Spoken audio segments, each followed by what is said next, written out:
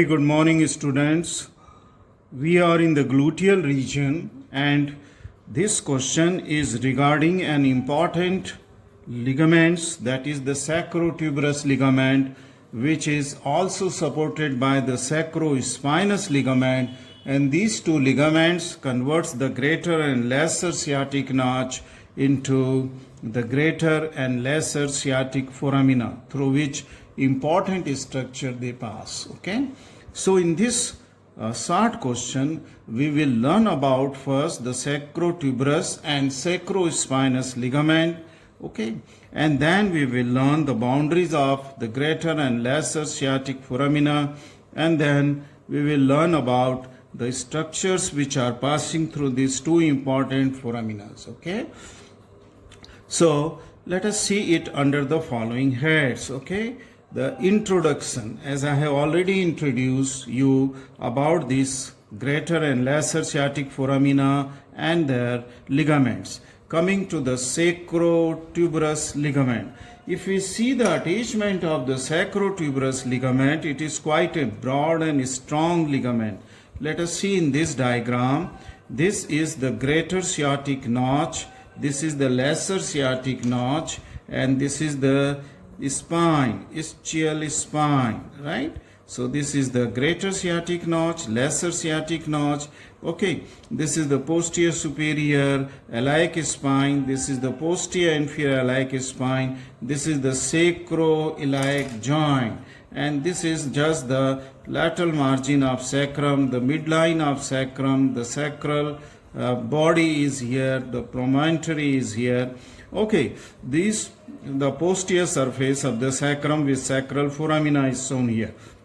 This is the coccyx. Okay, this is just very roughly drawn, the coccyx seen from the posterior aspect. Now this is the ischial tuberosity. Okay, this is that medial margin of the ischial tuberosity as seen from behind. This is the acetabular fossa here, and then this is the head of the femur, okay, in the acetabular fossa forming the hip joint. This is the neck, the lesser trochanter, this is the greater trochanter, intertrochantary crest. So this is what we are seeing from the posterior aspect. So now I will tell you the attachment of this greater sacrotuberous ligament.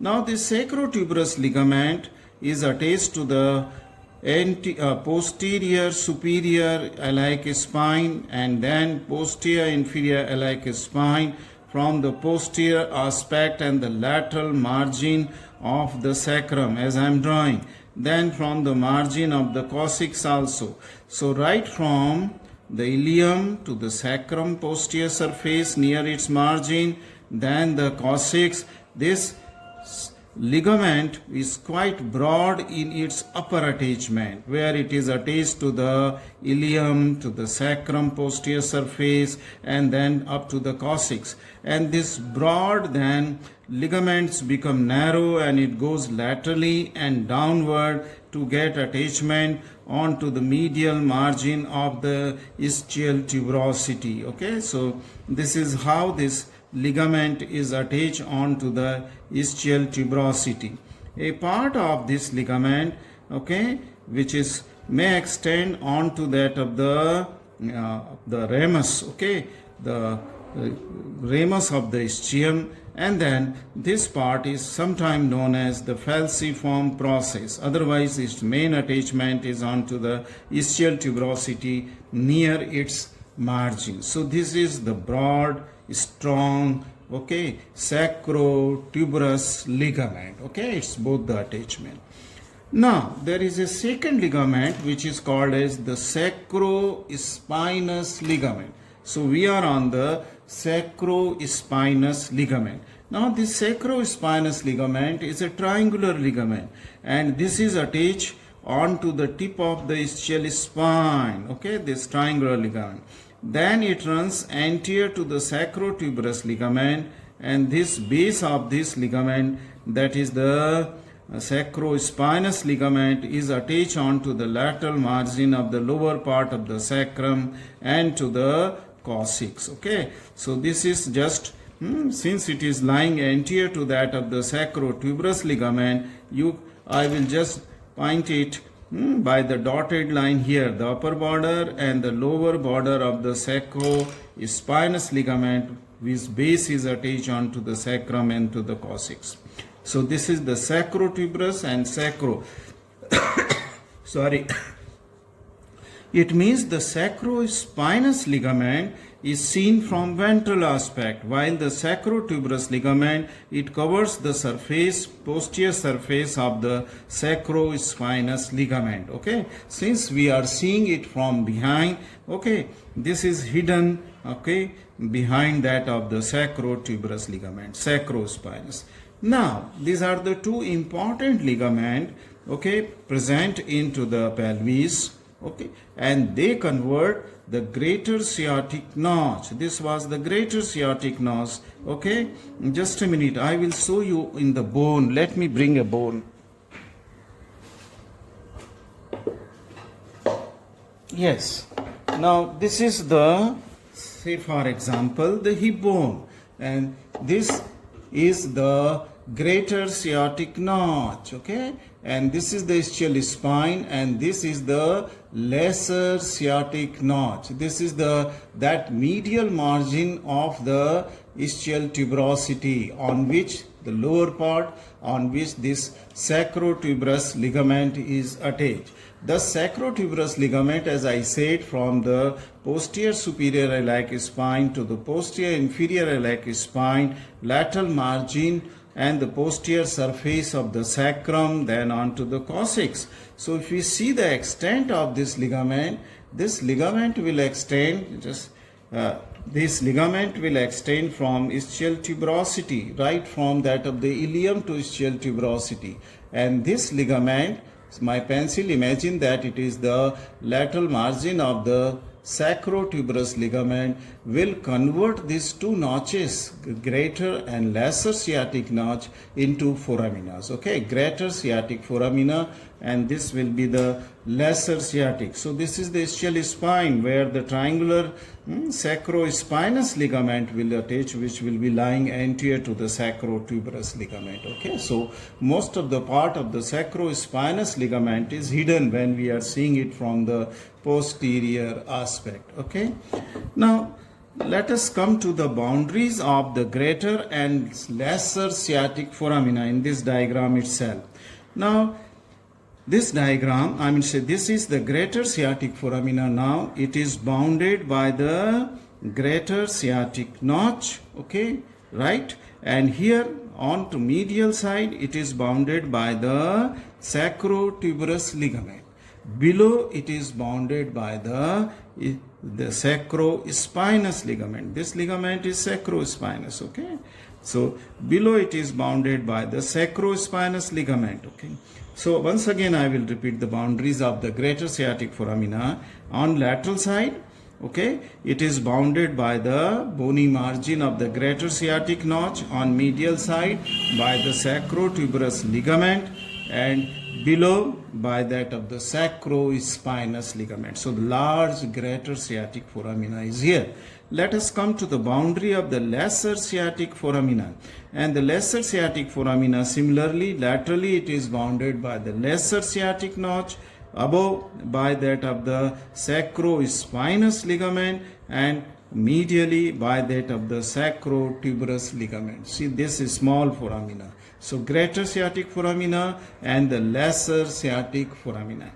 Okay, once you have understood the boundaries and formation of this greater and lesser sciatic foramina, let us come to the structures which are passing through the greater sciatic foramina. That is important. Okay, what are the structures which are passing through the greater sciatic foramina? And then for learning this, we will have to just see this diagram. Let us see this diagram. Okay, now this is, let me make you an orientation. Just it is here. This is a muscle called as piriformis muscle. piriformis muscle. So, and it has a tendinous attachment to the tip of the greater trochanter. Okay, so this is the femur, the greater trochanter of femur, greater trochanter of femur. Okay, and where this piriformis is attached. So I will give piriformis muscle. You also write down labeling. Okay, the piriformis muscle is here.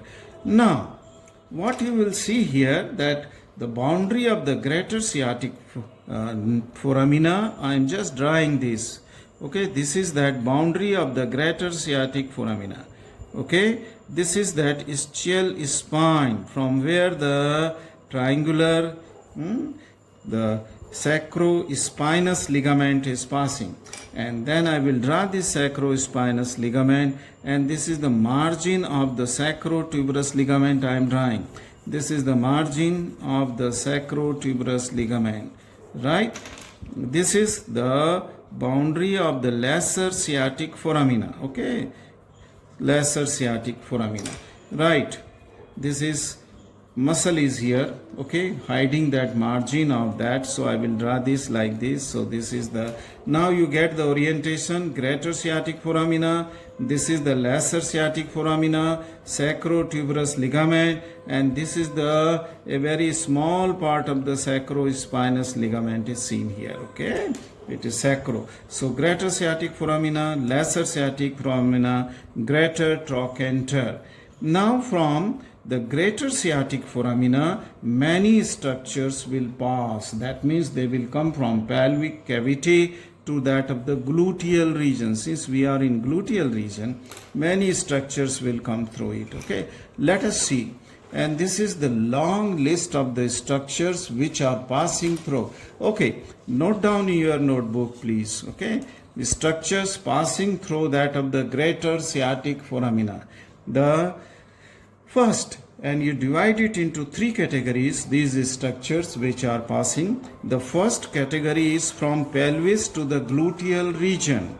Structures passing from pelvis to the gluteal. These structures are passing from pelvis to the gluteal region. That means they are coming out from the pelvic cavity. Now, these structures are superior gluteal artery and nerve.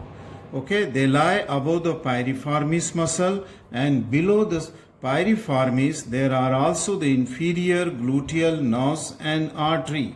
And then also coming from greater sciatic foramina, okay, is nerve to the quadratus femoris.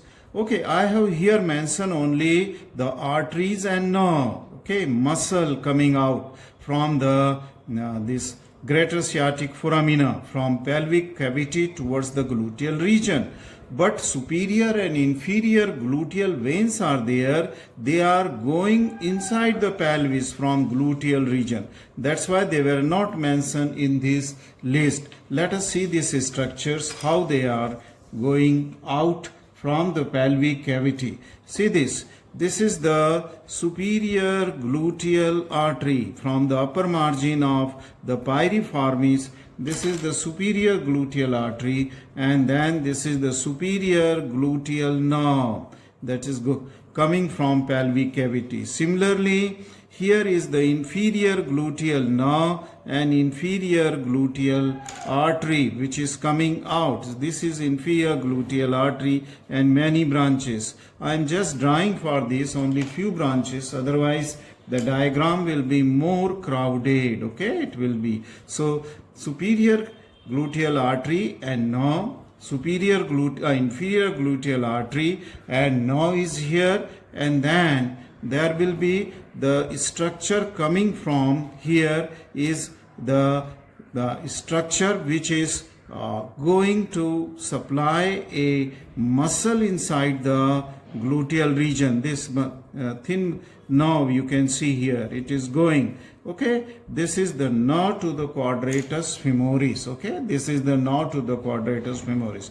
So these are the structure in first category, including the piriformis which are coming out of the pelvic cavity. Okay, so now to quadratus femoris. I told you the vein, they will not come out, but they will go inside the pelvic cavity.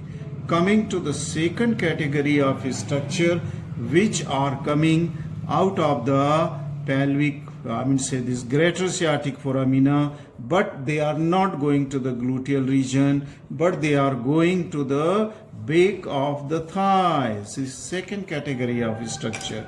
And these are the sciatic nerve which will go on to the back of the thigh and the posterior cutaneous nerve of the thigh. Just see here. These are the two structures which will go to the thigh. The thickest nerve of the body is the sciatic nerve with a slight convexity towards the lateral side. This nerve will be going into the thighs. So this is the sciatic nerve. Okay, just mention it here. Sciatic nerve. This is the thickest nerve of the body. And then along with it there will come out a nerve which is called as the posterior cutaneous nerve of thigh. I have just cut it from here. Okay, otherwise it will also follow. Let me draw it. Okay, it will also follow the course of the sciatic nerve. So this is the lateral, the posterior cutaneous nerve of the thigh. These two structures, they will go into the thigh. Okay, then the third category is from greater to the lesser foramina. Some structure which will come out and they will go into from greater to lesser foramina. And these structure which are here, the most medial will be the pudendal nerve. See this. This will come out from the greater sciatic foramina and will go to the, so this is the pudendal nerve, okay, most medially, which is placed onto the sacro-spinous ligament, coming from greater sciatic foramina, going to the, again to the lesser sciatic foramina, okay. Then this is an artery and vein will be here, and this artery is called as the internal pudendal artery, okay. So in red, okay, it is going along with the pudendal nerve, lying onto the sacro-spinous ligament, posterior aspect. Then again coming from the greater sciatic foramina and going to the lesser sciatic foramina again is the nerve to the obturator internus. So just note down three important structure which are coming from greater sciatic foramina and going back onto the lesser sciatic foramina. They lie onto the posterior aspect of the sacrospinous ligament and also may extend onto the tip of the ischial spine. Okay, they may lie there, okay, very close to the tip of the ischial spine. So this completes the three categories of the structures which are passing from the greater sciatic foramina. The first category, again I will revise, was coming from pelvis but going to the gluteal region. Second category were coming from the pelvis but were going back to the thigh. Okay, that means in the thigh region, like example was sciatic nerve and the posterior cutaneous nerve of the thigh. And third category of the structures which are coming from greater sciatic foramina but they are going back to the lesser sciatic foramina. Pudendal nerve, internal pudendal artery and vein, and nerve to the obturator internus. Okay, so these were structure under the category of the structure passing through the greater sciatic foramina.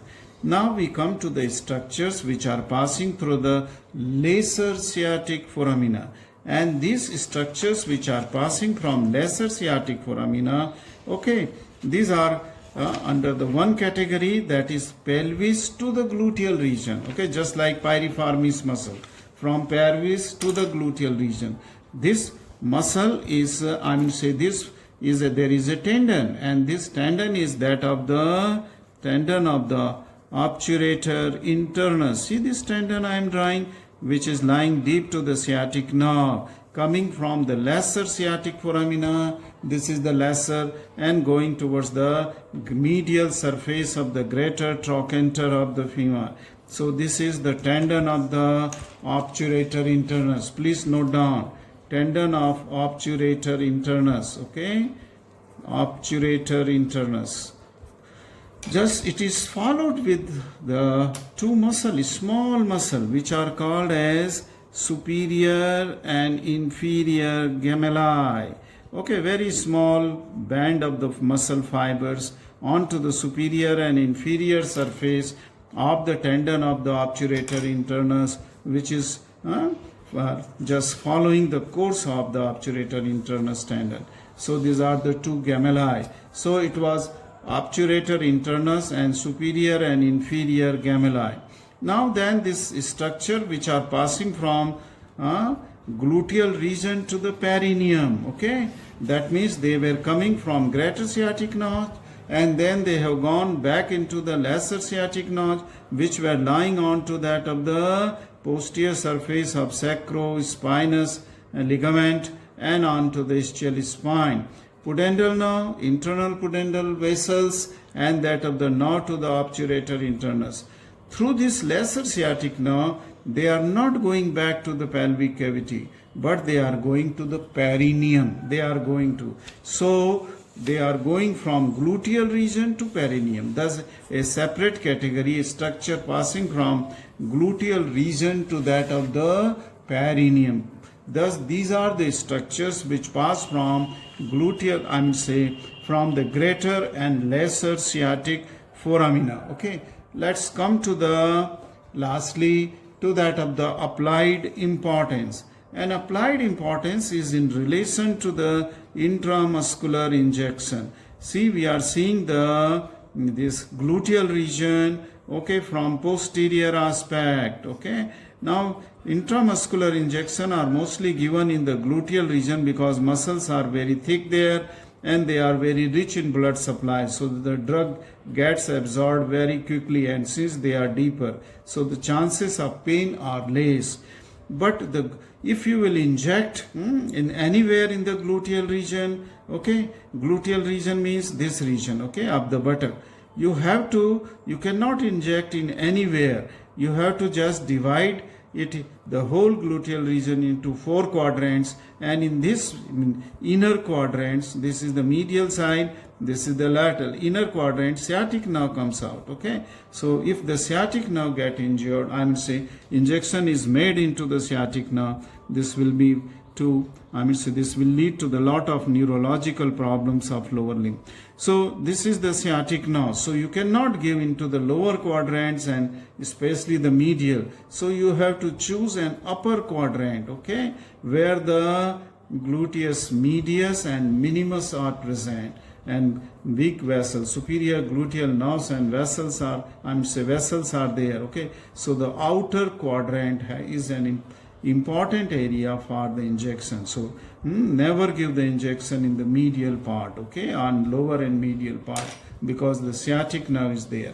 Now, second applied importance beside this intramuscular injection is that sometime, okay, for anesthesia of the perineal region, external genitalia, okay, the pudendal nerve is anesthetized.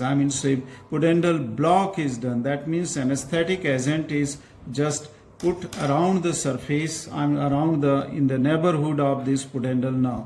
But how you will achieve the pudendal nerve? This pudendal nerve can be felt, okay, by just putting the finger into the vaginal canal, and then on lateral side one can feel the pudendal, this ischial spine, and very close to that injection is made, what is called as the pudendal block, okay. This will anesthetize for some time the lower part of the perineum, okay. So this is also done in the childbirth, okay, where the pain is unbearable by lady during childbirth. The pudendal block is made. Second, it is also pudendal anesthesia is also done, okay, by pudendal block in case of the surgery in the lower part of the anal canal, okay, in the piles, operation of the piles, or in the perineal region, okay. So this completes the question, and the question was describe in brief the sacrotuberous and sacrospinous ligament, mention the structures passing through the greater and lesser sciatic foramina. Okay, this complete this question, and I think I have covered almost all the aspect of this, so you will be able to write a short note or a full question on this aspect. Thank you very much for watching this video.